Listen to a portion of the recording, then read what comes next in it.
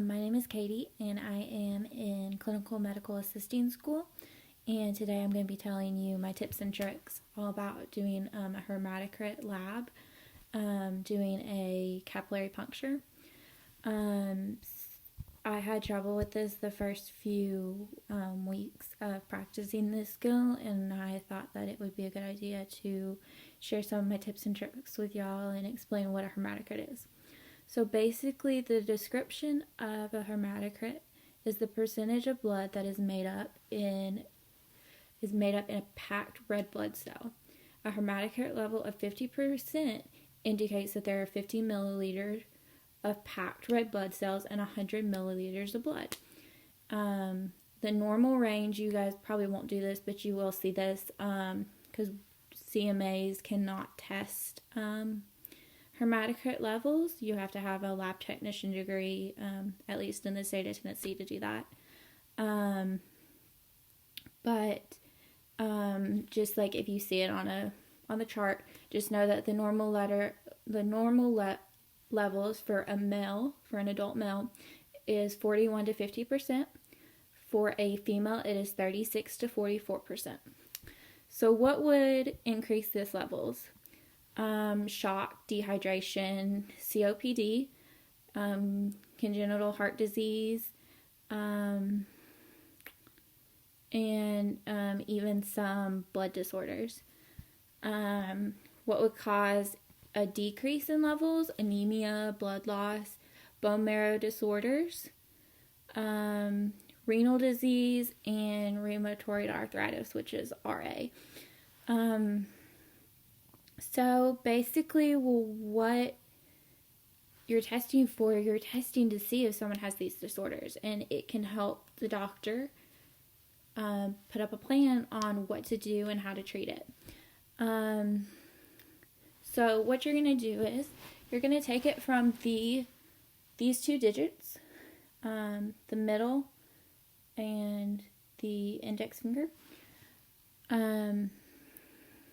You never want to use the pointer finger or the thumb or your little pinky finger. You always want to do these two in the middle, just because that's usually the best for that. You always want to make sure that you never do it in the middle. You're always going to want to do it on the side. For a baby, you're going to want to do it in a heel. When you do it in the heel, you're going to do it on the same. You don't want to hit that heel bone. You always want to make sure that it's on the skin. And for a baby, it's a little bit difficult, or for a small child, to get it on the heel, but don't worry. You'll get that skill down quick.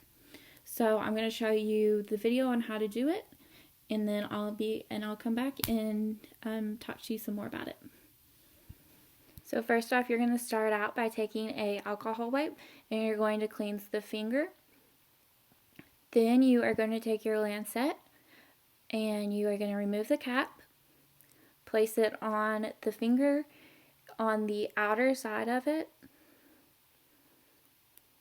Once you place it down on the outer side, you are going to place it on the finger. Make sure you have a good grip on it.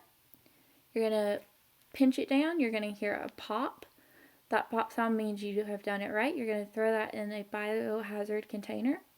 You're then going to wipe the first drop of blood off. Always make sure to do this step. You're then going to take a capillary tube.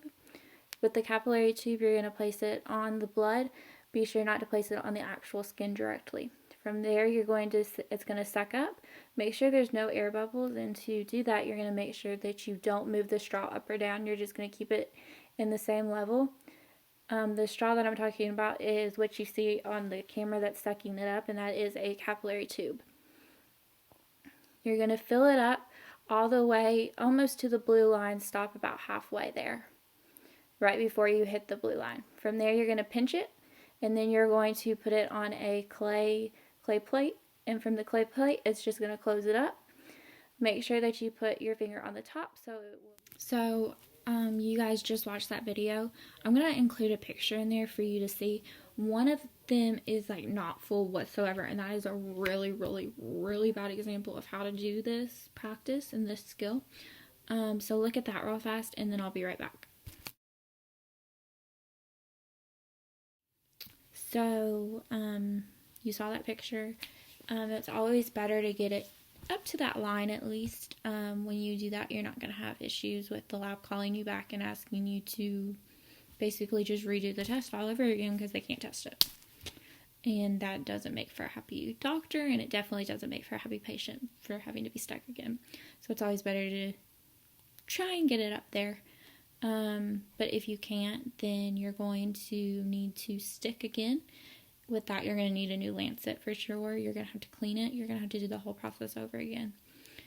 And for someone that has difficulty bleeding, my biggest suggestion is to help them warm up the finger by massaging it first.